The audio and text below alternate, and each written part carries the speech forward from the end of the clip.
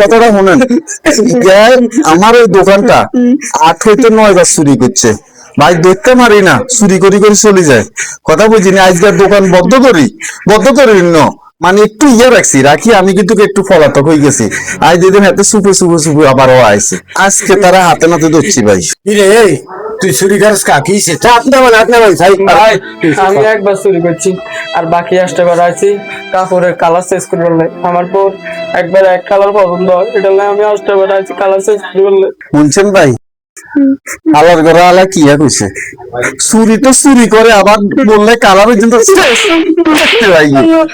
আল্লাহ ঘরে আল্লাহ